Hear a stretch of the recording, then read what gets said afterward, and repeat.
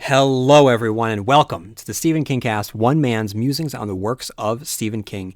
Each week, I will review one entry in the bibliography of Stephen King in the chronological order of publication, and this week, I turn my attention to the small screen, heading back to the year 2002 for my long-awaited, much-requested review of Stephen King's Rose Red. All right, before I get into talking about Rose Red, I want to thank everyone to listening to the Stephen King Cast, one man's musings on the works of Stephen King. Welcome everyone, both of you who are new and longtime listening members of this quartet that we have for ourselves. Welcome, welcome, welcome. I just wanted to give an update and a preview of how to listen to the Stephen King Cast, how to get the most out of it. So recently, I have gone through all of the episodes of the Stephen King Cast, re-edited them, re-recorded portions of nearly every episode, over which there are 200, and then reordered the podcast so that it truly was in the chronological order of publication. So once you start at the very beginning and start with Carrie, you will find everything in the order of publication by the publication of the novel. So you will get Carrie, and then a review of the ending of Carrie, and then the review of the movie versions of Carrie, and then it moves on to Salem's Lot, and then a review of the ending of Salem's Lot, and then a review of the 1979 Tobe Hooper adaptation of Salem's Lot, and then the 2004 Rob Lowe starring version of Salem's Lot, and then the more recent HBO adaptation of Salem's Lot. So as you can see, you will get the chronological order of publication by the books, and any adaptation springing out of that published text will be attached following the review of the text themselves before moving on to the next published text, if that makes sense to everyone. And this was a long time coming, because when I first started the podcast back in 2014, for instance, 2014 also saw the publication of Stephen King's Revival. So if you were listening to the podcast and tuned in, let's say in 2021, 2019, 2026, and you were 2025, because I've reordered it in 2026, but let's just say you were listening to the podcast and you were looking for my review of Revival, and you headed through the chronological order of publication, and you're looking for it in the more recent publications. You can't find Revival because the review was down towards the bottom when the book first came out, and it was sandwiched somewhere around my Pet Sematary reviews, because that's where I happened to have been in releasing the episodes based on the mission statement of the Stephen King Cast. But I also wanted to stay on top of the more recent stuff, so that's where I put the Revival review. So I wanted to clean up and make sure that everything truly was in the chronological order of publication, so you have everything there on the feed for the Stephen King Cast, which you can find on basically any way to stream a podcast out there. So you have your pick of the litter. Also, you can head on over to stephenkingcast.com, which houses everything that you need to be able to enjoy the Stephen King Cast. You'll be able to message me directly there. It has all of the links to all of the socials, has all of the podcast episodes at your disposal, and it has two other ways of listening to the podcast that I think that everyone will enjoy. One are the curated collections that I've put together for all of you based on topic, based on geography of Stephen King, and based on theme. So for instance, if you wanted all of the Dark Tower related podcast episodes, rather than seeking them out and hunting and pecking through the hundreds of episodes of the podcast feed, which are spread out across the decades of publication, you don't have to do that. Everything has been organized for you right there on the website in the curated collection of Midworld. Similarly, if you just finished watching Castle Rock and you wanted to dive into Castle Rock deeper And rather than hunting and pecking through all of the different stories there, and trying to find where all of them are on the podcast feed, it's all right there at your disposal, curated for you to listen to in one set location. Same thing with all of the adaptations. Same thing with the top 10 lists that I have done for Stephen King. Same thing with all of the bonus episodes that I have done throughout the years. Same thing with all of the non-Stephen King reviews, which include the Pine Deep trilogy by Jonathan Maberry, the book recommendations that I have given throughout the years, and everything basically by Joe Hill, Stephen King's son. So there is a lot of curated collections for you over at stephenkingcast.com. Also on stephenkingcast.com, you will also find something called playlists. Now, once upon a time on this show, when it was first released, I wasn't thinking broader picture. I was just thinking about what I wanted listeners to be able to listen to, and that included music that I didn't have licensing for. So when I reordered everything, one of the reasons why I recorded a lot of the episodes was to re-record portions that had previously had music. Now, the thing with the music was that it fit the episodes and kind of set the tone for how to listen to the episode. So if you miss the music playing, so for instance, it's hard to listen to a review of Wolves of the Kala and not have Someone Saved My Life Tonight playing. It's hard to listen to a review of The Stand and not have Don't Fear the Reaper. Does that make sense? So what you can do is you can go over to the playlist collection that I have on stephenkingcast.com, and it will take you to curated playlists from Spotify that have all music inspired by and thematically or comically tied to the book that is reviewed at that time, along with the podcast review episodes themselves. So those are two interesting ways of being able to access the podcast. Also on the website, you'll also see the link to a Patreon page for the Stephen King Cast, which is going to be the next big focus of the Stephen King Cast, and there's 2 tiers currently to be able to subscribe to, depending on what it is that you would like out of the Stephen King Cast. One is future episodes in advance right there at your disposal. That is one tier. And another tier is a lot of different genre content having nothing to do with Stephen King, including comic books, including other horror stories, including pop culture television, whether it be the State of Batman, where I review Absolute Batman and talk about the implications that it has for the future, the review of Wonder Man and what that means for the MCU, looking ahead to Doomsday, review of Predator Badlands, and more. So if you have liked my thoughts on the Stephen King Cast and you want my thoughts expanded beyond the world of Stephen King, then head on over to Patreon, where you'll get up-to-date episodes based on what is current in pop culture. So I hope that everyone heads on over there. As always, everyone, you can write into stephenkingcast@yahoo.com. I love hearing from all of you. That has been the greatest joy over the last 12 years. So please write in all of your thoughts to anything related to Stephen King or beyond, anything that you would want to discuss. Please write into stephenkingcast@yahoo.com. You can also follow me on Facebook, on TikTok, on Blue Sky, and on Instagram. Over the summer, you will be getting a lot of TikTok content, so stay tuned to that. All right, everyone. So that is just kind of the prologue, preamble, and now let's talk a little bit about Rose Red, shall we?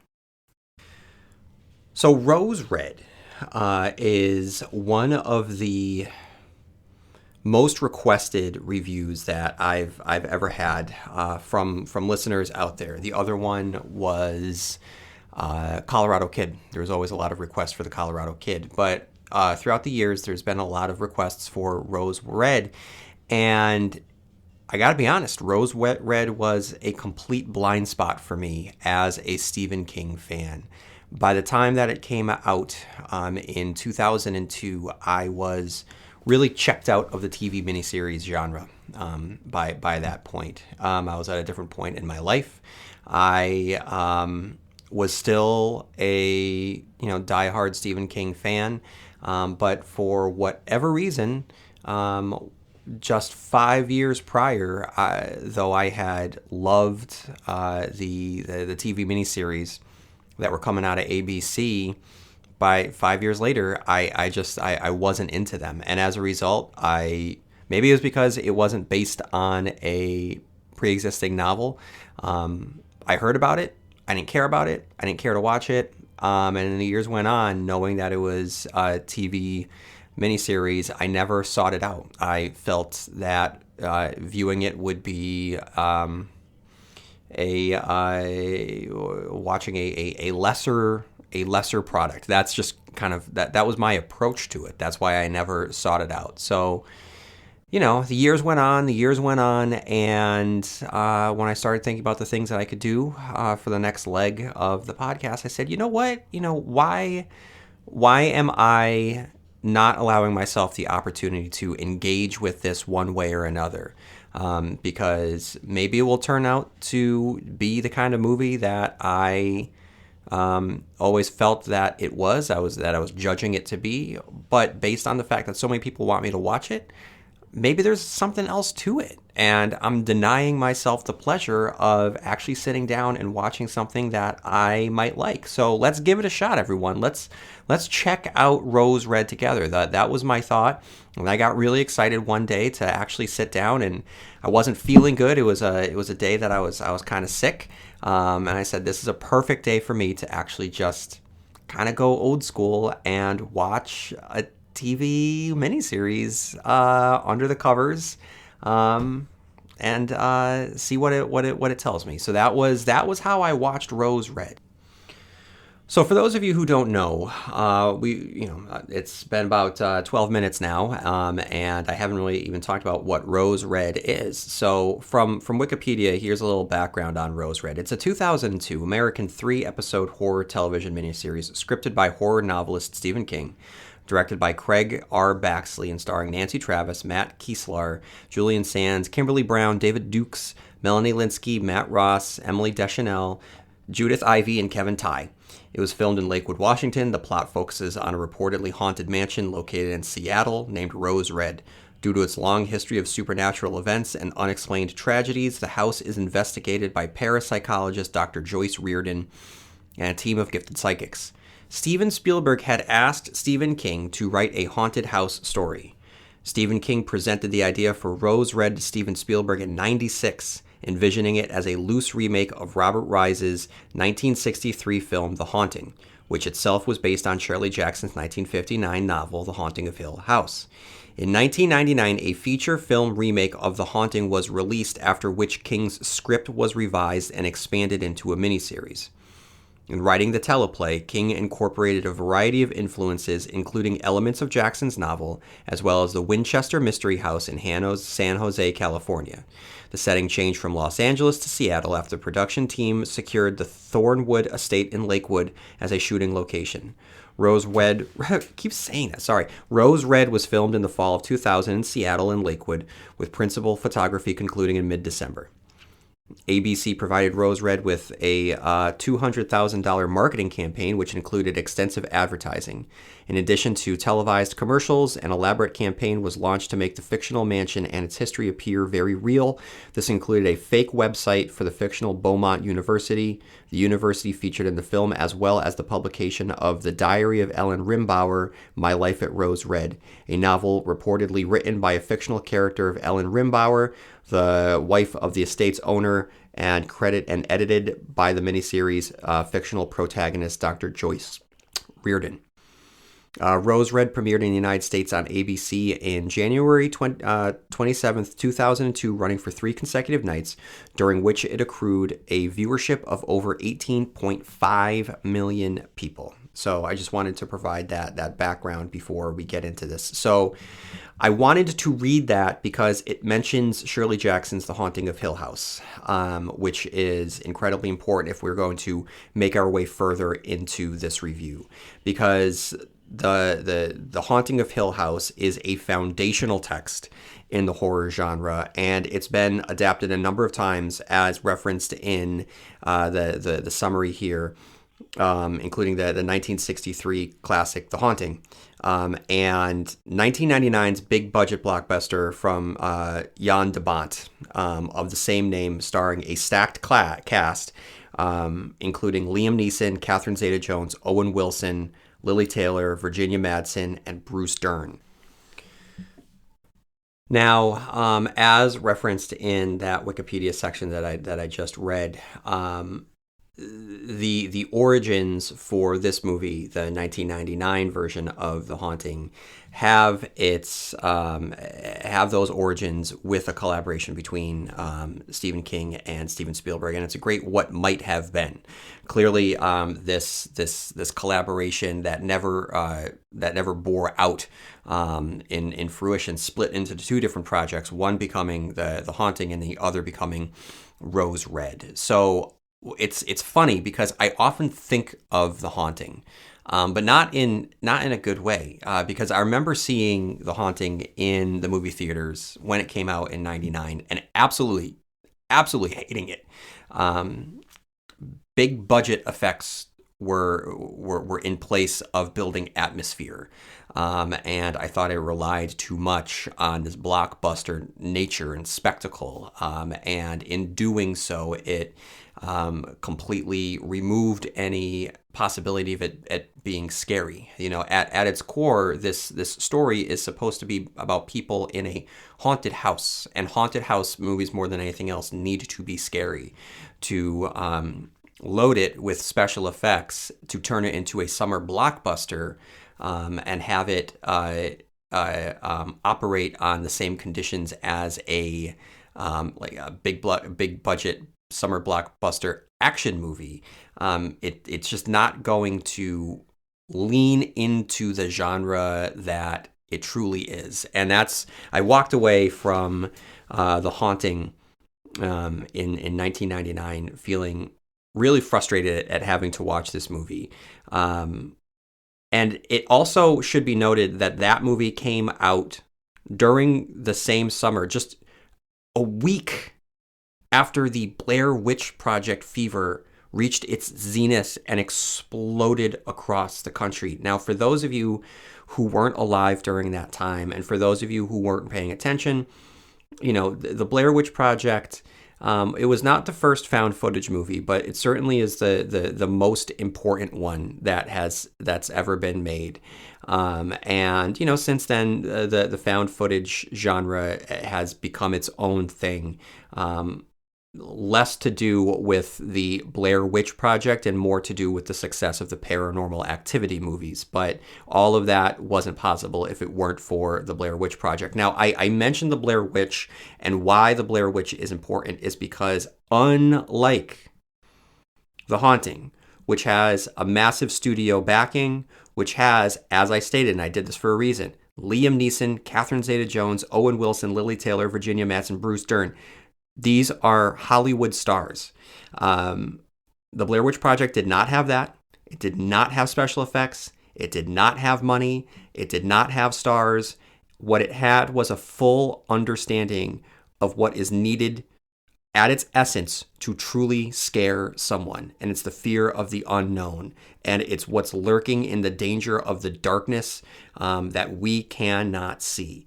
And there are two camps of people. There are people that think that the Blair Witch Project is boring and nothing happens. And then there are others like me who think that it captures something that is so terrifying.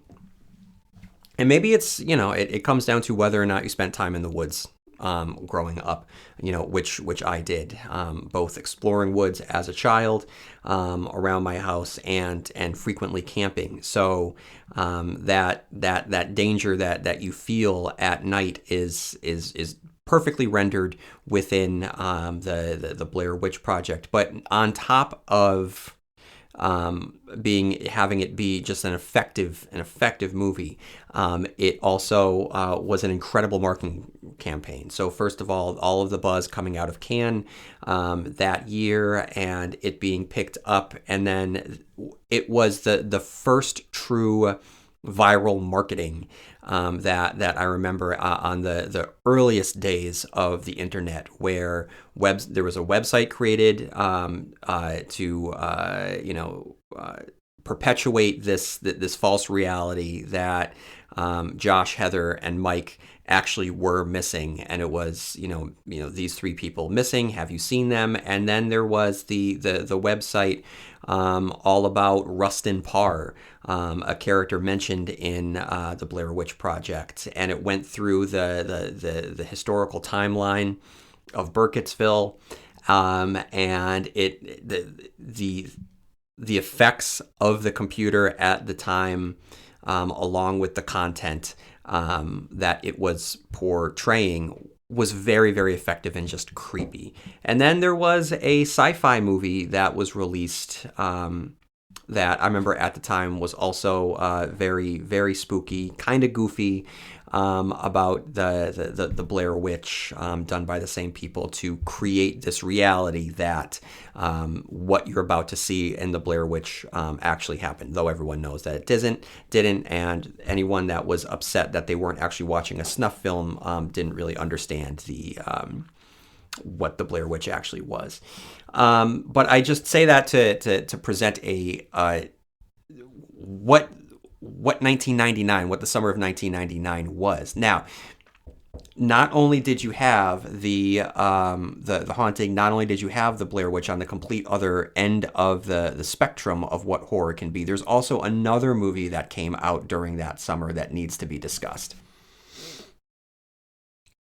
Because 2 weeks before The Haunting of Hill House came out, M. Night Shyamalan came swinging in and made a haymaker debut with The Sixth Sense. And I'm telling you, when I sat down and watched The Sixth Sense in the theater, I felt it. I felt something change, not within me, but I just felt that there was a change occurring in cinema, in movies, and when I watched the Haunting of Hill House, I couldn't help but think about The Sixth Sense. I couldn't help but think about the Blair Witch Project and how outdated and bloated The Haunting felt in comparison to these other two movies, which were in firm control of what they wanted to be. And The Sixth Sense was a sad, tight, atmospheric drama about this boy and Bruce Willis and the ghosts in their lives. And of course, spoilers for a 1999 movie, the twist at the end it's an all-time twist, if not the all-time twist in movies. And yes, you can put it right up there with The Empire Strikes Back. It's one of the big ones. I mean, if you're gonna make a list, you can't not include it towards the top of that list.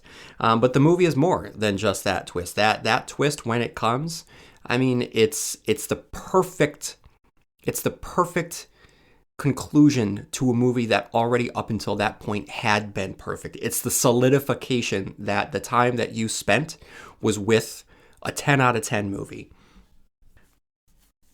And again, in comparison, The Haunting just felt creaky and big for no reason, and it couldn't hold itself up under the weight of this blockbuster spectacle that it tried to be. So after the sour taste of that Jan de Bont movie, I never really thought fondly of this property. And I'm kind of including Rose Red because it has one foot in this world, in this property.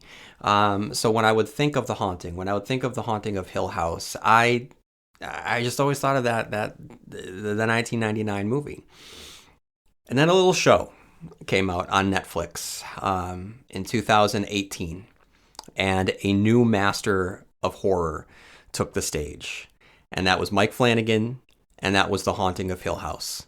Um, and I remember watching that during, I believe it was October of 2018, and deciding to check it out. Okay, Mike Flanagan, he had done Gerald's Game. I like Gerald's Game, so let's buckle down for this. And again, kind of what I just said about The Sixth Sense, which was a tight, atmospheric drama about people and the ghost in their lives. That's what The Haunting of Hill House was. It was a tight, atmospheric drama about a family with the ghosts haunting their lives and the generational trauma that was haunting them.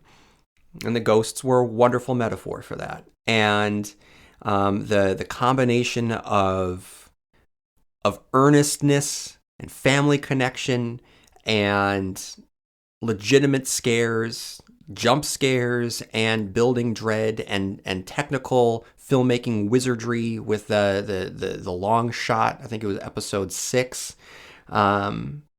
It was a big flex, and it was Mike Flanagan saying, "I'm here. I'm going to show you what I can do," and he completely redeemed for me this property of The Haunting of Hill House.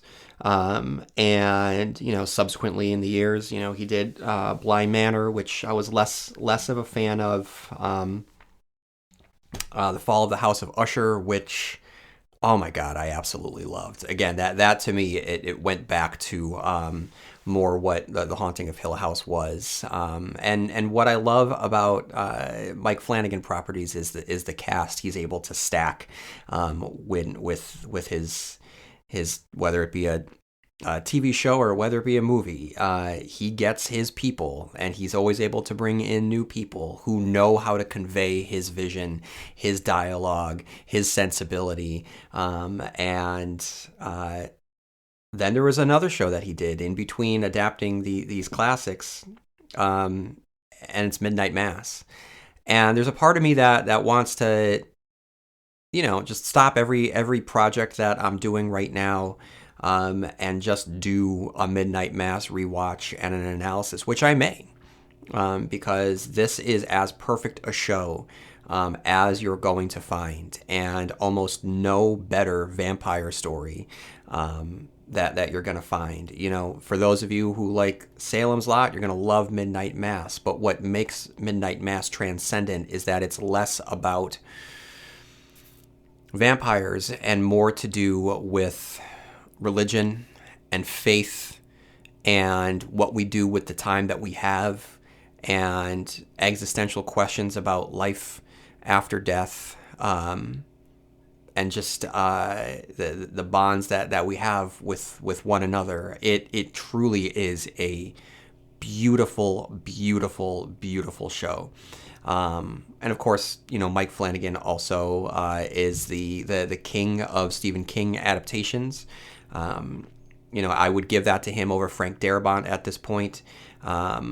Gerald's Game, Dr. Sleep, Chuck, Life of Chuck, with Carrie on the way, and the Dark Tower series on the way.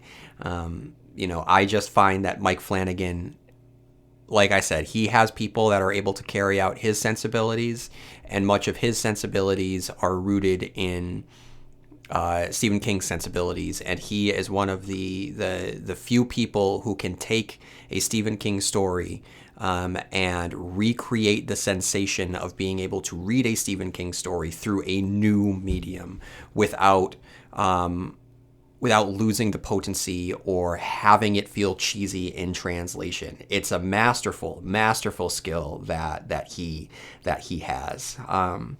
So I bring up Mike Flanagan because of the success of Haunting of Hill House from 2018.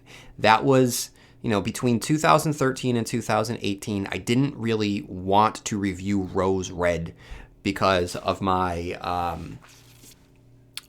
predisposed beliefs of what it was and the leftover hangover that I had from watching The Haunting. Then Hill House came out, and from Hill House until now, I thought to myself, well, I don't really want to watch Rose Red, because how is it going to be any better? It can't be. It cannot beat The Haunting of Hill House. So I don't know why I would want to watch it. I was afraid that I would be able to review or look at it without automatically comparing it to Flanagan's masterpiece. So I say all this because I put aside any preconceived notions that I had to the best of my ability. I decided to jump into this and give it a shot because people have asked for it, and because then I became curious. And like I said, when I sat down to actually watch it, I wasn't feeling good. It was the perfect time to do so. I had my steaming hot cup of Theraflu. I had my cup of tea. I had my dog. It was as good an experience to have while being sick as possible. And so here we go. I'm about to get into it. I'm going to read the Wikipedia summary for part 1 of Rose Red, and then give my thoughts as I go along with each one of the different episodes. All right, let's do it, everybody. Rose Red, part 1. In 1991 Seattle, young Annie Wheaton is drawing a picture of a house as her parents and older sister Rachel argue outside her room. As she draws lines down over the house in her picture, rocks fall through the roof of an identical house belonging to an elderly couple down the street whose dog had bitten Annie, severely damaging the building. 10 years later, in 2001, Dr. Joyce Reardon is a professor at the fictional Beaumont University who teaches classes on psychic phenomenon. Kevin Bollinger, a reporter for the campus newspaper, skeptically questions her about a trip she'll be taking to Rose Red, an ostensibly haunted and abandoned mansion in Seattle. Professor Carl Miller, Joyce's department chair who questions the validity of Joyce's research, orders Bollinger to follow Reardon and spy on a meeting with the group of psychics she is taking to Rose Red. The group includes Victor Vic Kandinsky, an elderly precognate with heart disease, Pam Asbury, a young psychometric, Kathy Kramer, a middle-aged automatic writer, and Nick Hardaway, a telepath with remote viewing capabilities, and Emery Waterman, a young postcognate. The group meets with Steve Rimbauer, the last descendant of Ellen and John Rimbauer, in an auditorium at the college. Bollinger takes a photo of the group joining hands in a circle, and the photo and an article ridiculing Joyce are published in the campus newspaper. Dr. Miller takes Bollinger to Rose Red and drops him off, instructing him to obtain additional embarrassing photos once the group of psychics arrive. The reporter is greeted by Sukina at the front door, who tells him that he is expected. Not realizing that she is a ghost, Bollinger enters the mansion. He becomes trapped in the solarium, where he is pulled off-screen by an unseen force. The backstories of psychics Emery Waterman and Annie Wheaton are introduced. Emery Waterman is a rude, sarcastic, and obnoxious young man under the control of his domineering mother, Patricia Waterman. When he sees spirits from Rose Red, he caustically tells them that they can't scare him off because he needs the money. The audience learns that Rachel Wheaton now cares for Annie Wheaton, who rarely speaks and refers to Rachel as sister. The audience also learns that Joyce is having a sexual affair with Steve, although the film remains unclear whether she loves him or is merely using him to gain access to Rose Red. All right, so here are my thoughts so far. We're initially introduced to a young Annie Wheaton using psychic powers to drown out the sounds of her father yelling at her older sister about an event that had occurred in which she had been bitten by a neighbor's dog. She's clearly in distress, and she's feverishly beginning to draw. Now, across the street, the owners of the dog discuss the possibility of something being wrong with Annie, as their dog had never bitten anyone before. Inexplicably, the ground starts shaking and boulders start falling from the sky in a plot point pulled from an apocryphal text in Carrie, if those of you who remember that. Time passes, and we see that ruined house, now abandoned. And then we're provided with haunting exterior shots of the manor known as Rose Red. 10 years have passed, and we meet Nancy Travis's character, a professor in the field of psychic phenomenon. Now, Nancy Travis, everyone, had been a mainstay in the late 80s and 90s, first really hitting the scene with 3 Men and a Baby. and the connection between Three Men and a Baby and the Stephen King cast. For those in the know, there was an urban legend with Three Men and a Baby, that there was a ghost on film that you could see. And my God, do I remember checking out that movie over and over again from the movie mart, and bringing it back and then stopping at that exact moment where Ted Danson is walking past. And what do you see? You see, I think that this is the sequence. He's walking past, and then in the background by the curtain, you see a boy standing there. And then it goes off camera, and then they walk past again, and then it's a shotgun where the boy was. And the urban legend was that there was a crew member's kid on set that had accidentally killed himself with a shotgun, and that was the ghost and the shotgun that was captured on camera. So I'm sure you can check out the scene on YouTube and make up your own mind. But that was a big part of the 1990s. But I mean, Nancy Travis. I mean, she was the mother in Three Men and a Baby and 1990's Three Men and a Little Lady.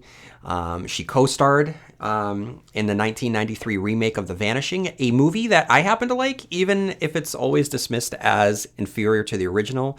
I never saw the original, so that's my bad.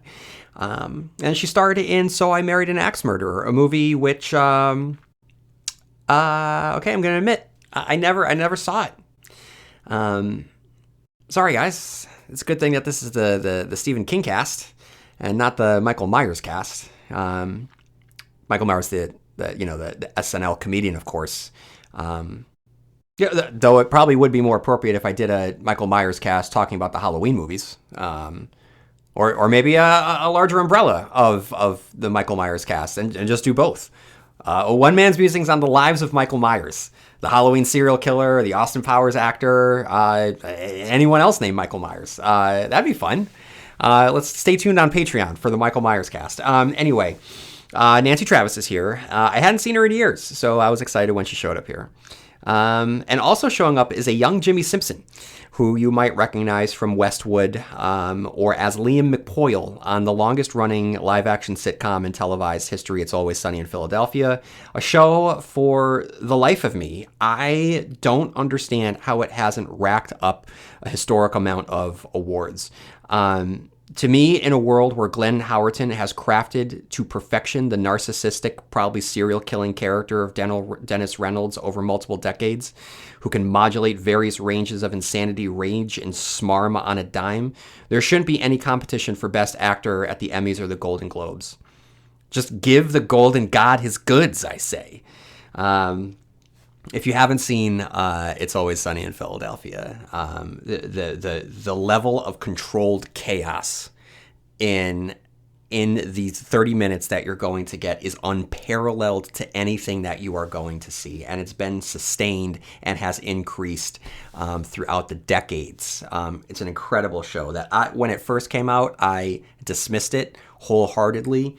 And then I started absorbing it, through my wife's adoration of it, and then I completely got it. Once I got it, I mean, there's nothing like it. It's a wonderful, wonderful show. Anyway, Jimmy Simpson, Liam McPoyle, is playing Kevin Bollinger, a reporter. He grills her on the rumor of her running a scientific expedition to Rose Red during the summer and whether or not she'll be using school funding. She's unrattled completely in this moment, puts him in his place in front of her class and the department chair who had put him up to asking that question in the hopes of discrediting her. Bollinger asks follow-up questions about the Rimbauers, the family who had owned the property. In the safety of her office, she assembles the team that will join her to Rose Red. She calls psychic Emery Waterman to join her. They haggle over the price, and in the course of the conversation, we learn that he believes that the mansion is dangerous to anyone with psychic ability. Before he can celebrate his $5,000, he's besieged with a vision from his refrigerator covered in blood. A hand reaches for him. And while he recognizes what had occurred in this moment, it doesn't terrify him. It's clear that he's used to these type of visions before. Emery may have come across as a nickel and dimer, but we soon realize it's less of a Emery character trait and something more forced upon him by an overbearing mother in shades of Eddie Kaspbrak's mother. If Emery looks familiar to you, it's because he's played by Matt Ross, a staple of the TV scene, most notably Silicon Valley. Other members of the soon-to-be assembled crew include Joyce Reardon's boyfriend, one of the Rimbauers, and Melanie Linsky's Rachel Wheaton, Annie's sister, the little girl from the opening scene. Reardon doesn't care about Rachel, but she understands that she needs her in order to get to her sister Annie, who seems to stand out in the realm of psychics and has the potential to wake up Rose Red. So that's the thrust of our show, and the characters who are being drawn into Reardon's scheme. Melanie Linsky returns home, where we learn that Rose Red is whispering to Annie to come home. The whispers segue to an exterior shot of the estate clad in darkness and mist, and I gotta say, guys, it's pretty creepy. It's effective. Through a lecture to the assembled crew, in which they, and us by extension, learn of the sordid history of Rose Red and the Rimbauer family, even prior to the construction of the estate, it appears to be haunted evil ground. And it's also here where we meet Nick Hardaway, played by the late Julian Sands, who always had such presence, and who I remember most distinctly from the 1989 horror film Warlock, and as the ill-fated Amazonian researcher in Arachnophobia. Emily Deschanel playing Pam Asbury, Kevin Tighe, most recently seen in One Battle After Another, but will always be known from Roadhouse or Lost to me. Through the presentation, not only do we get the sordid history of the seemingly evil manor, but also a comparison between its construction and its current state, which looks like it has somehow grown, which is cool. From there, we get an interesting wrinkle that you can never count on how many rooms it has. Its interior appears to be a changing landscape. Over the course of its history, the house has claimed a number of victims, and after a woman goes missing on a tour, the tours stopped, and with its fresh supply of victims out of reach, it ceased to be a threat, or so Joyce believes. What she's looking for is to revive the house through what she refers to as psychic electricity, just to jumpstart the house enough for a psychic twitch to provide the credence to her field that she needs to rise to recognition. What I like about this is that she's upfront and honest about it. There's no hidden motivation. She wants to bring it to life, and that's what she's telling people. She's curious, but she's ambitious, and she needs this because her tenure is soon to be revoked by her colleagues. She will now go into Rose Red with not just a desire, but a need to find her proof to justify her life's work and for her career. After the lecture, the group goes out for a drink, while back at the Wheaton house, Annie unleashes hell when the family starts fighting. The crew, our quartet, has a few beers, and we learn that Kevin Tighe's Victor needs to take pills. We learn a little bit about their respective abilities. Victor appears to be able to see glimpses of the future. Pam is a touch-no, much like what Johnny Smith had been. And Kathy is an automatic writer, like what we saw in the pages of The Dark Half when Thad and George Stark communicated with one another. Nick, meanwhile, turns out to be a remote viewer. It's fun to see a little group of psychics banding together, many of whom are variations of powers that we've seen before. And it's that kind of fun little what-if question. What if Johnny Smith and Dick Halloran teamed up together with Thad Beaumont and Carrie White? It's neat. It's a neat exercise, and it's fun to see these characters getting together, playing like archetype versions of the characters that we know throughout the Stephen King multiverse. So Joyce, her tenure is revoked, and she prepares for the expedition. And there's not just a character-fueled need here, but there's also a ticking clock. Because her lover, Steve Rimbauer, will be selling it shortly, this is the only time that she's going to have to be able to explore its corridors and test her theories. It creates a driving force and desperation for the character and urgency for us, the viewers, as well. Prior to the expedition entering Rose Red, Bollinger enters on behalf of the chair of Joyce's department, who has tasked him with infiltrating the mansion in an attempt to further discredit our main character. Bollinger appears hesitant, taking in the gloomy grounds, and is soon greeted by a character that we've seen in the flashback, but unbeknownst to him is a ghost, Sukina. If he doesn't know it right away, he should start to suspect it because she quickly disappears. He follows her, however, and begins to examine the interior. Empty spaces, rooms full of antiques, a greenhouse choked with dead vines and branches, Locked in the greenhouse and spooked out of his mind, Bollinger tries to escape, but is quickly attacked by a swarm of evil ghost hornets. King really loves his ghost hornets, doesn't he? Fans of Stephen King's The Shining will remember this plot point used from the book and later adapted into the Mick Garris-helmed 1997 ABC TV miniseries. He is dispatched by an unseen entity, and shortly after, the expedition arrives on campus to depart for Rose Red, complete now that Emery and the Wheaton sisters have arrived. Once they arrive at the gates of the mansion, Steve gets lost in his thoughts and we're provided a flashback when he was a boy, roaming the passageways in search of his mother, suggesting to us that there's a little more to Steve than we were led to believe. The first part comes to its conclusion with Steve telling them that the house knows that they're there and in fact wants them there.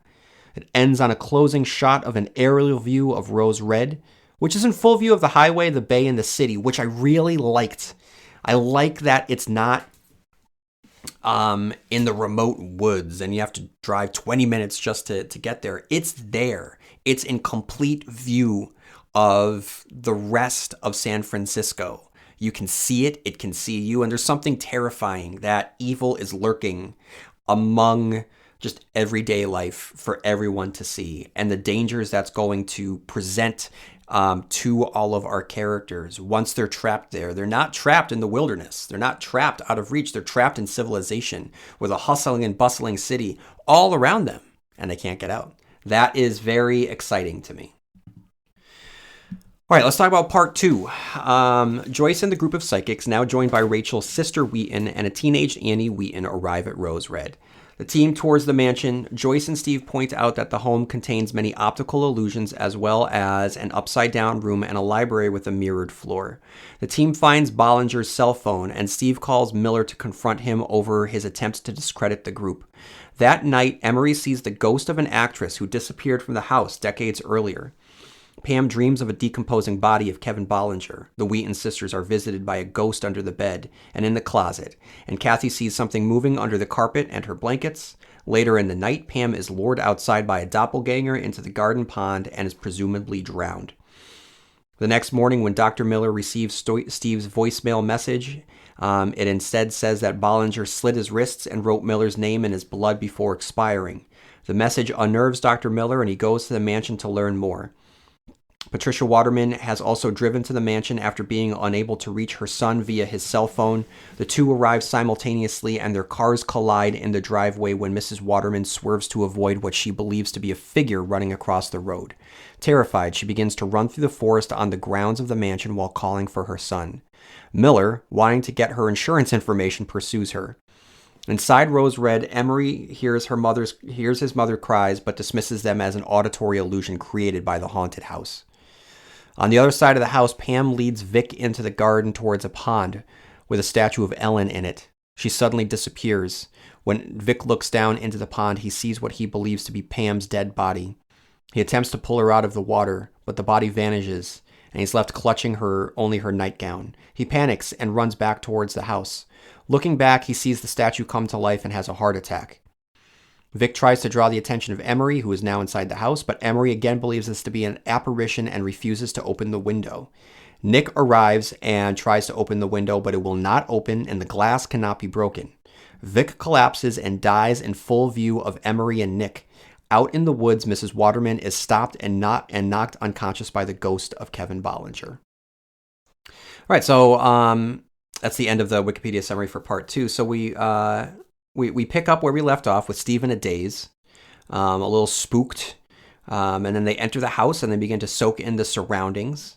Pam gets the psychic residue of Bollinger's entrance and death, and there's what Joyce calls a psychic draft, which slams the door shut. As they make their way, Nick and Emery are at each other's throats.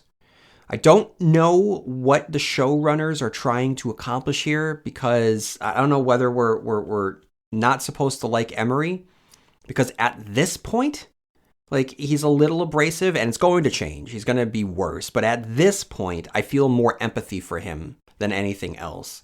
And it just makes Nick look like a bully. Eventually, they'll settle into the dynamics, which will be better established as the show goes on. But for right now, I think that it's off kilter and it's kind of throwing me off.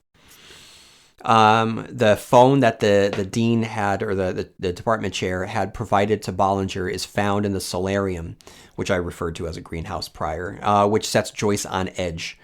With the phone discovered, Pam suggests that they notify the authorities, but Joyce is determined to push on. As they make their way through the grounds and learn of the disappearance of young April Rimbauer, her ghost makes its way through the kitchen in an appearance of real unfortunate early 2000s effects, which suck out any horror or any built-up tension. Now, I just got to say, up until this point, I had been locked into the miniseries. I really enjoyed the presence of mood instead of the showy, glowy special effects that, again, haunted 1999's The Haunting. For instance, up until this point, we had repeatedly seen the looming, crouching devil statue in the front lawn, and the director let the camera linger on it. Was there an urge to make it wink or turn its head or to smile with evil intent? I'm sure that there was, but it would have robbed the viewer of the tension that the statue itself was able to provide on its own. So I was really happy with these decisions to just give us exteriors of the manor just sitting there like a crouching beast, without, for instance, having come out just a few years before, the Mick Garris directed ABC TV miniseries adaptation of The Shining, where we constantly got special effects saying, this is a ghost, this is the supernatural, the hedge animals are moving, be afraid, but it was never scary. So I like that we just got mood building here. And unfortunately, what happens is that they completely do away with it, with the sing-song and the glowing light of the ghostly girl. It's really unfortunate, and it left me with a really bad feeling about what the future the future portion of this and the final episode would be. Soon after, the door explodes open with a gust of wind, and Annie is able to get the ghosts to cease by shouting at it. In the next room, the ghost of April Rimbauer emerges and beckons Annie. The rest of the characters implore Annie to stay, but also don't do anything to stop her. I don't get. They're letting her walk towards her, and they don't want her to. So I don't know why they just don't stop her. Anyway. The contact is only avoided when Kathy flashes a camera, which reminded me about Fatal Frame. If you guys don't know Fatal Frame, it was a wonderful series of games on PlayStation. I don't know if it was PlayStation 2 or PlayStation 3. You can get them. They're remastering them. But oh my God, set within Japan. There was the camera obscura. That's what it was. You could use the camera obscura, and you walk through these Japanese buildings on haunted land, and you look through the viewfinder, and you know that there's like a ghost somewhere, and you're looking through the viewfinder, and you never know where the ghost is going to be, and then you'll see a ghost, but you won't see it if you don't look through the viewfinder. Incredible series of games. Very, very frightening. At this point, Steve wants to leave, and unfortunately, so do I. The entire first episode, like I said, was build up and tension. And now that we're in episode 2, director Craig Baxley has let out all of the goodwill and completely released any tension through overexposure of special effects and confrontation with the ghosts. Rather than continuing to build up the tension now that they're in the house, Baxley fast forwards the emergence of the supernatural right away. So it doesn't matter that the house begins rearranging itself. They've already seen the supernatural, and so have we. I mean, shouldn't this have been the beginning of the supernatural threat? The rearrangement of the interior, which would just put our characters off guard. It would create a sense of disorientation. They would argue whether or not, like, they walked into one room and couldn't get back into the room that they just left. They're getting lost in this labyrinth, and they're saying, no, it's not. The rooms aren't changing. The house isn't rearranging. This is just, it's black mold. It's disorienting us. There's probably a gas leak. It's something. There's something that we can explain that's causing us to get lost here. It's not the supernatural. That's the type of dread that will soak into your bones.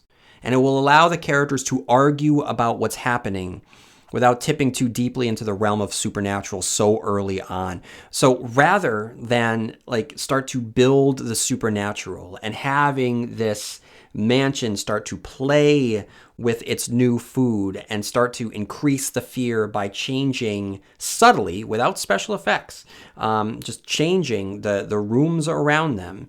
We get phantom drafts, a ghost, a barrel of wind, Annie pushing the labyrinth away in quick succession. It just robs the story of its narrative tension. And there's a knock on the front door to reveal the spooky silhouette of a mysterious man. Stephen King, delivering some pizza. And then Glenn Miller starts playing, and everyone gets swept up in it, and people are actually, they're dancing in the air. It doesn't look good. The gang takes the time to discuss some history, including one of Stephen's only visits, which was teased in the first episode, but it begins to get fleshed out a little bit more. And we learn that he was brought to the home by his mother, who had come to ransack its treasures. In the midst of telling the story, the room explodes in just like explosions. There's a lot going on, and none of it's very interesting. Demon face rushes out of the fireplace. It sends Emery flying backwards. The ghost of April Rimbauer arrives once more. And everyone, again, just is letting Annie walk towards it as it beckons her before Steve does the sensible thing and breaks a spell through a glass. That night, as they sleep, they each encountered a different manifestation of the house. Emery is visited by a ghastly version of Pam. Kathy sees something crawl towards her from underneath the rug. Pam is besieged by the ghostly mental imprint of Bollinger before being lured out of the room by a fake Kathy tempting her with something about Steve. Rachel and Annie get visited by the ghost of April as creepy crawling hands under the bed reach for Annie. And then Nick finally comes out with it. He's been tap dancing around it for a while, but he lets Steve know that he, Steve, is a powerful psychic transmitter who is one of the primary targets of the Haunted Mansion. And he voices aloud the fact that Joyce is dangerous due to her willingness to let anything happen to anyone in her quest to... I don't know at this point. Hasn't there been enough proof? What exactly more does she need? We've had people dancing in the air. We've had rooms expand and collapse. We've had literal ghosts show up. We've had doors opening on their own. What more does she need? Back on the college, Professor Miller gets a voicemail from the house, pretending to be Steve, implicating him in the death of Bollinger and attempts to lure him to it. And then guys, I don't know if this is on YouTube, but you should look for it. We get a truly heinous flashback of a young Annie in which she pushes CGI water out of the sink and it turns to ice daggers. And I don't understand the rationale behind this. What is the goal here? Is it to demonstrate that Annie has telekinetic powers? Because if it is, there has to be a way to demonstrate it that doesn't require the overuse of these special effects. Or is it the intent to just show off the special effects from the time? Because if that's the case, okay. But does the technology match what it is that you're looking to accomplish? That's the question that I think that you always have to ask yourself. Annie wanders off and spots Vic being seduced by nothing that she can see, but to us, it's Pam, the doppelganger. At the same time, Emery's mom and Professor Miller arrive. She starts honking her horn outside the gates, and it all clicked in for me. I knew I recognized her from somewhere, and as soon as she was honking her horn and yelling, she was the woman from Twin Peaks: The Return in that incredibly creepy sequence in which shots are fired into the double R, and Bobby goes running out, and there's a woman in the car with a sick child who's just leaking disgusting goop vomit, and she's just screaming that they have to go, they have to go. That's the woman. That is her. That's the mom. Emery's mother runs through the grounds chasing after what she believes is Emery. The professor follows. In the garden, Victor discovers the drowned corpse of the real Pam, understanding that he'd been lured there by the house. Vic flees, begins to have a heart attack. He arrives at the house, begs Emery to help, but Emery doesn't believe that it's real. Okay. So, part 3 from Wikipedia. Annie Wheaton discovers a dollhouse that's a miniature replica of Rose Red. While standing on a chair in an attempt to reach the dollhouse, she falls and is knocked unconscious. Rachel and Steve see her fall and attempt to render first aid. Meanwhile, on the other side of the house, Rose Red's windows and doors mysteriously open again. Emery Waterman, realizing that his mother's screams were not an illusion, rushes outside to look for his mother. He runs into Dr. Miller, who warns him to stay away, then flees. Emery chases Miller but cannot catch him, so he returns to Rose Red. Miller, continuing to frantically run around the grounds of the house, is found and attacked by the ghost of Kevin Bollinger. Emery attempts to convince the others that they should all leave. They refuse, and Emery tries to depart on his own. As he does, he runs into the ghosts of Pam Amsbury and Deanna Petrie, a movie star who vanished in the house in the 1940s. Emery has the power to make apparitions disappear by repeating the phrase "not there," and avoids the deadly fate of his mother and Dr. Miller. As Emery is about to leave Rose Red, Annie Wheaton wakes up and via psychokinesis causes the doors of Rose Red to slam shut. Emery's hand is caught in the door and some of his fingers are severed. Ouch. While the others assist Emery, Joyce Weirden asks Annie to continue to keep the doors and windows sealed, promising to give her the dollhouse if she does so. However, Steve soon discovers that he can communicate with Annie telepathically, and she begins to form a friendship with him. Later, Steve relives some repressed memories of a visit to the house with his drunken mother, during which a ghostly Ellen Rimbauer appeared to him and called on Steve to aid her in continuing Rose Red unending construction. Meanwhile, Emery suspects that Annie, not some spirit of Rose Red, is keeping the house sealed. Nick confirms that Emery's suspicions and then informs the group that Bollinger appeared to have hanged himself in the library. The group begins to speculate that Rose Red has never been a dead cell, merely dormant, and that the mansion's supernatural powers are linked to Annie and Steve, whose psychic abilities have become apparent only when he's in the house because of his connection to the property. Nick correctly guesses that Joyce brought psychics to the house in an attempt to reawaken Rose Red rather than simply investigate it. Which I thought for sure she said that she wanted to wake it back up. I don't know. The wounded Emery suggests that Annie be killed to allow everyone to escape, alarming the rest of the group. While in the kitchen, Kathy Kramer is attacked by Mrs. Waterman and rescued by Nick. The two decide to tie up the deranged woman and leave her in the kitchen. They agree not to inform Emery so that the unstable young man does not become more unbalanced.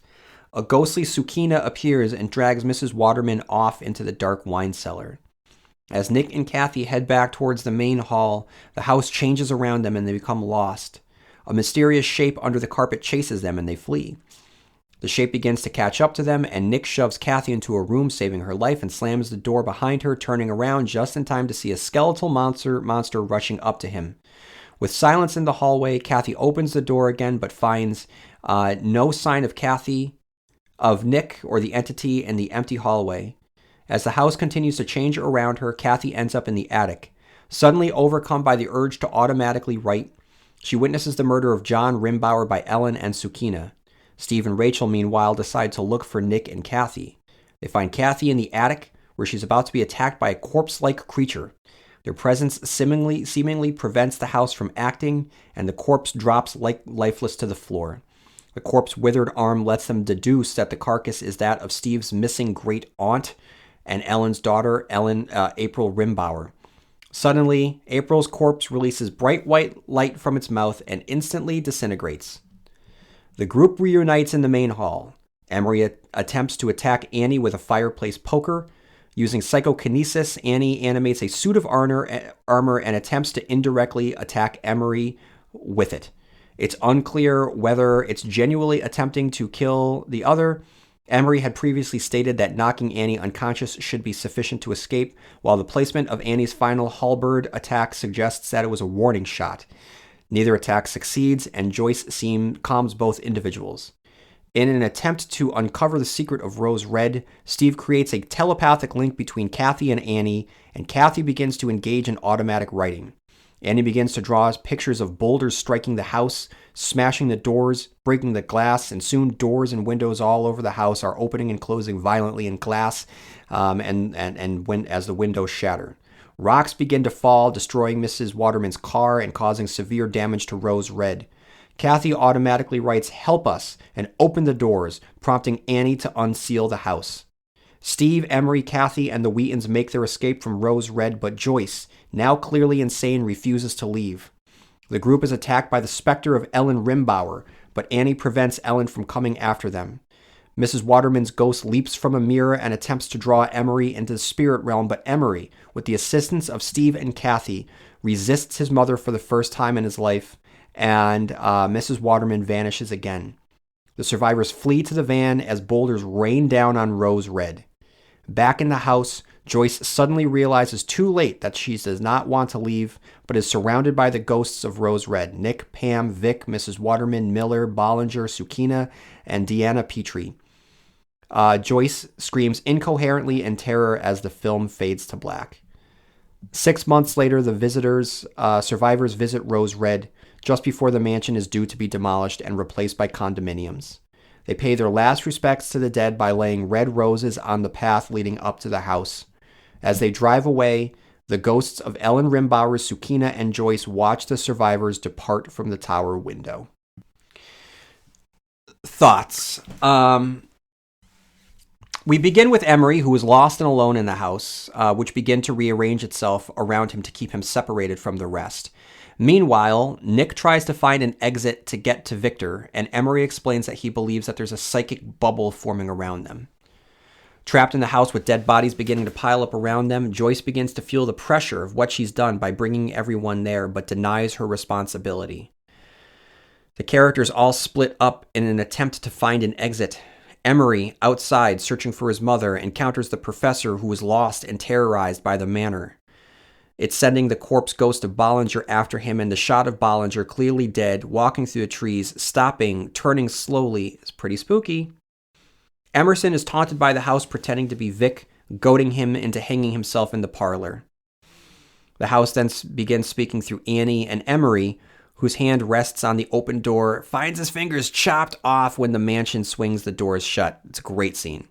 Joyce begins losing it, growing more distant from the rest of them, hiding behind her science and growing more aggressive in her interactions with Annie and reveling in the possible death of Miller. That night by the fire, it all comes to a head as Nick puts Joyce on blast, accusing her of being purposeful and willing to sacrifice the psychics to Rose Red. Emery does everything he can to try to get Annie to sleep, understanding that her unconsciousness is the only way to have the house release its grip on them. Kathy leaves the group for a plot reason only meant to allow her to be vulnerable for an attack by Emery's mother, who surely would have been successful if Nick, who had had enough common sense to follow her. Kathy and Nick start to make their way through the house, and he comforts her by being brave and transparent while Rose Red keeps its eye on them. They're chased through the halls, and Nick is taken by the ghosts, leaving Kathy by herself. She runs into the room to find the corpse of Bollinger hanging from the ceiling as she begins to sink into the floor. The show then becomes the wacky misadventures of Kathy as she screams her way through the various rooms in the hallways, ultimately discovering Ellen Rimbauer and her friend Sukina, killing Mr. Rimbauer by pushing him through the stained glass window. The house comes alive again. A suit of armor attacks Emery. They then use Annie's power and Kathy's ability to ghostwrite, channeling a command to the house to open the doors. Throughout the house, doors swing open, glass breaks, sparks fly. Joyce, more concerned for the house, screams at them to stop. Emery uses his power to push back one of the ghosts. Joyce flat out punches Steve with an Indiana Jones sound effect and chooses to stay in the house.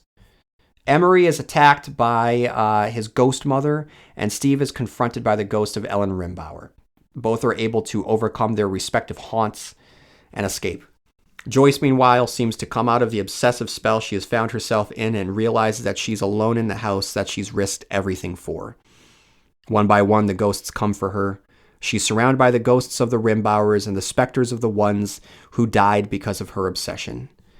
Outside, Annie accuses Rose Red of being a bad place and uses her abilities to send boulders flying from the sky to destroy the manor. So here are my overall thoughts. Psychics and Shining. We've had a long list of Stephen King characters who have had psychic abilities. Carrie White, Danny Torrance, Dick Halloran, Johnny Smith, Abra Stone, Charlie McGee, Sheemy, Ted Brodigan, Andy McGee, Luke Ellis, John Coffey, Dinah from the Langoliers, Duddits, Dinky Earnshaw. And here we have a series that seems to speak to the question of what does life look for these characters if they've gotten used to the powers over a period of their lives? In earlier Stephen King stories, we'd probably just get a character whose powers are burgeoning at the moment. But this is more interesting because we ourselves have coexisted with all of these shining characters or breakers, whatever you want to call them, characters with innate, somewhat supernatural powers. We have coexisted and grown alongside all of them. So it's great to see the characters themselves now presented to us as having coming to terms with their mutant abilities. If these were X-Men characters, they were not getting Kitty Pryde's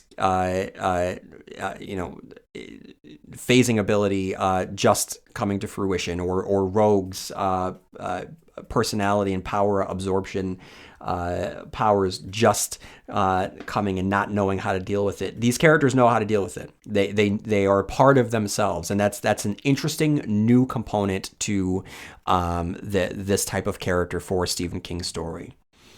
Similarly, the way in which the characters are aware of the evil and psychic phenomenon of the house, and the way in which the characters use the past as protection against it rather than ignoring the past at their own expense, seems to be a take on how characters in a Stephen King story, or any horror story, interact with a haunted house. In this case, it's not hard to think of Rose Red as a twinner to the Overlook. Both are deeply evil, corrupted constructions with a wicked personality. The only difference here is that everyone's aware of the legend and confront it head on. So I like the way that the psychics are all presented here as this little superpowered group who are all firmly in control of their abilities and know full well the dangers that they are facing. The tone. It takes time to build up getting to Rose Red, and the time getting there, it's well spent. We learn our characters, we learn their abilities are different from one another, we learn their motivations and build up the dread to the moment when they finally arrive at the fated location. So the tone eventually dissipates in episodes 2 and 3, but I just gotta say that first episode does an incredible job at taking the time to actually get to know these characters, and taking the time to build up the threat of what Rose Red will be. And it also allows itself to be funny. When Joyce asks Steve, for instance, why he doesn't like Rose Red, he answers, "Because it eats my relatives." It's a funny little moment. Also, let's talk about the location. Seattle was a fun place to spend time in because you don't see Seattle in Stephen King stories. You get Maine, you get New York, you get unidentified Midwestern cities, you get Florida Keys, you get Boulder, you get alternate dimensions, but you never get Seattle. And for all the reasons that I said earlier about having this crouching, looming, ever-expanding haunted house sitting on top of a hill overlooking, looking over Seattle, it's a wonderful choice to have the threat right there in the middle of the city itself, in broad daylight. There's so many exterior shots of the city and the bay in broad daylight. And to know that the threat is right there for everyone to be able to just walk right up to, and when the threat exerts itself and they're trapped there, they're trapped in a bustling city. I really like that. Let's talk about the characters. The first section is dedicated to the getting the band together trope. And I have to say, it's done really well. This is always something that I like, whether it's the Jurassic Park group, or everyone playing a part in getting the juke joint up and running in Sinners. When you spend a significant amount of time getting to know characters before we kick things off, it makes the later events matter so much more. So I appreciate how well they did that. It's not a home run. But the time was spent, and I give them all of the flowers for that. I will say, however, that I don't think that King or the director had a really good handle on the character of Emery. There's an inconsistency in this character as he progresses through the story. There's a strange affectation that Matt Ross depicts in the second episode and into the third episode that wasn't present in the first. He's open-mouthed, and he takes on a much broader, goofy characterization than I felt was depicted in the first episode, which had him more grounded. Yes, a little bit caustic. Yes, under the thumb of his mother. Yes, he's nickel-and-diming Joyce, but he becomes a cartoon in the later episodes. It rights some of the wrongs of the TV adaptation of The Shining a few years prior. The ghosts are creepier, I would say, even though I have issues with the way that the ghosts are depicted. The April Rimbauer looks terrible, but when Ellen Rimbauer shows up, and she's this corpsey skeleton, and it's an animatronic, that tactile nature to it is far more scarier than the floating ghosts or the pale faces in the Overlook. The pacing of this, though I wish that they hadn't just fire hosed the supernatural at us, and I wish that they teased out the emerging supernatural elements of this house waking up. I would say that there's an urgency within Rose Red that isn't found in the ABC TV miniseries version of The Shining. And again, the only reason why I'm bringing that up is because I had just watched the Steven Weber starring version. So that's fresh in my mind. And because just a few years after that, King plays a part in telling another supernatural story in which psychic people go into a haunted house. So the comparisons are there. And I feel that there's more self-awareness and an understanding of what needs to be conveyed within the elements of horror of this story and the pacing itself. So I got to give them credit for that. All right.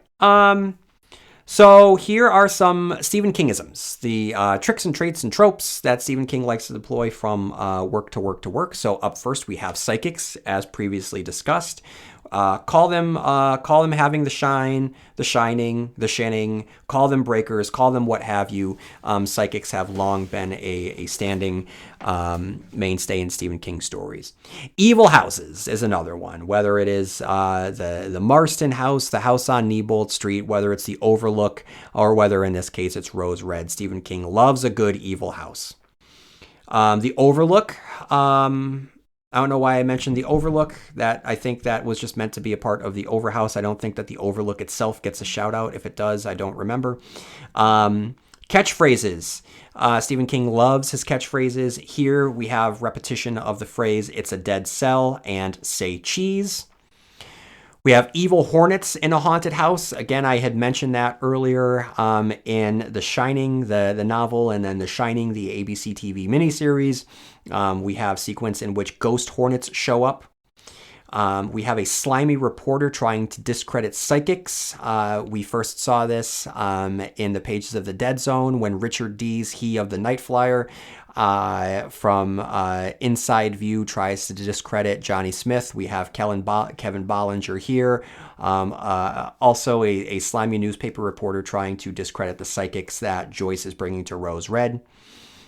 We have a roguish British character named Nick who tries to save the day and becomes the de facto leader among the group. Another roguish British character named Nick also took on the same character traits and group dynamics within the pages of The Langoliers.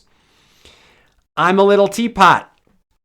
The ghost of April Rimbauer is heard singing "I'm a Little Teapot," the favorite nursery rhyme of Andre Lenoge from The Storm of the Century. Then we have Glenn Miller's In the Mood playing on a Stephen King ABC TV miniseries about a haunted house that wants to get its hands on a young child with psychic abilities while trapping its inhabitants away from the outside world, as a series of flashbacks weave in and out throughout the 3 episodes. Also occurred within The Shining. And then we have an empty suit of armor attacking the hero while inside a haunted location, which was also seen in the pages of The Talisman, a property that I hope at some point gets turned into a movie or a series. All right, everyone. So Rose Red, I really liked that first part. It had a lot of potential, had a lot of promise. I was vibing with it. I was digging it. I really like spending time with these characters and the world. I really liked the decision that was made to spend time with these characters, to establish the story that we were going to be following. I thought it was a great cast. I thought that the mood and the tone were firmly established. I felt that there was a firm control, a firm hand on the wheel, and I had a lot of hope and optimism heading into episodes 2 and 3. And unfortunately, when episodes 2 and 3 hit, all of the reservations that I had throughout the years about Rose Red came to be, unfortunately. So it's 1/3 of a really good. 1/3 of it is really good. 2/3 of it is mid. I hate saying mid. I'm sorry. Is middle of the road to bad. So it for those of you who enjoy Rose Red, because it seems to be a childhood favorite for a lot of you. I don't mean to yuck your yum or take anything away. I just wanted to just share my thoughts and find the good, and unfortunately I had to kind of discuss the bad, but there's definitely potential there. So those are my thoughts on Rose Red. If there's anything that I said today that you disagree with, or if you want to expand upon, please write into stephenkingcast@yahoo.com. That would be greatly appreciated. You can follow me on Blue Sky, on TikTok, on Facebook, and on Instagram. You can head on over to stephenkingcast.com for a myriad of different ways to be able to enjoy the podcast, including listening to Spotify playlists, to listening to different curated collections for your enjoyment, and staying up on news for the Stephen King Cast itself. And if you have any time on your hands, please write into stephenkingcast@yahoo.com. And if you have any time on your hands, leave a review on any of the podcast platforms that you use to listen to the Stephen King Cast. And head on over to the Patreon page and check it out and see if, if you enjoyed this episode of Rose Red, then you're going to enjoy my thoughts on non-Stephen King related material, such as my reviews of Batman, absolute Batman, and the implications that it has for pop culture moving forward. My review of Wonder Man, the state of the Marvel Cinematic Universe, my review of Predator Badlands, and more. So the Patreon page is growing. There's going to be a lot of stuff the more you head on over to it. So you'll be rewarded if you like the Stephen King Cast, and you'll also be able to find early access to episodes that won't be hitting the free feed, the podcast feed that you're listening to right now for a while. So there's a lot of options out there for you, constant listeners. I appreciate all the support throughout the years, and just stay in touch one way or another. So that's all that I have this week for Rose Red. Thank you, everyone, and may you have long days and pleasant nights, and I'll see you here next time where MOON spells Stephen King Cast.